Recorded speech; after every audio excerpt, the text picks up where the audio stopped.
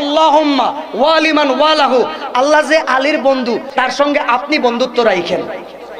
এরপরে বলতেছে ওয়াআতি মান আদাহু বদদুয়া, যে আলীর সঙ্গে দুশমনি রাখবে আপনিও তার সঙ্গে দুশমনি রাখেন। এরপরে বলতেছে ওয়ানসুর মান নাসরাহু, আল্লাহ যে আলীকে সাহায্য করে আপনি তাকে সাহায্য করেন। এরপরে বলতেছেন ওয়াকজুল মান খাযালাহু বদদুয়া, আল্লাহ যে আলীকে কষ্ট দেয় লাঞ্ছনা দেয় আপনিও তাকে কষ্ট দিয়েন লাঞ্ছনা দিয়েন। চিৎকার দিয়ে বলুন সুবহানাল্লাহ। তাহলে আল্লাহর বন্ধু হইতে গেলে আগে মাওলা আলীকে লাগবে। কথা কি বুঝে আসছে?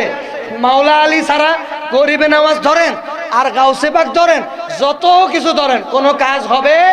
কিন্তু আফসোস হচ্ছে আমাদের সমাজের মধ্যে গাউসে পাকের স্লোগান দিলে খুশি হয়ে যায়, আবার খাজা গরিব নামাজের স্লোগান দিলে খুশি হয়ে যায়, কিন্তু মাওলা আলীর স্লোগান দিলে কিছু শ্রেণীর লোক আছে বেজার হয়।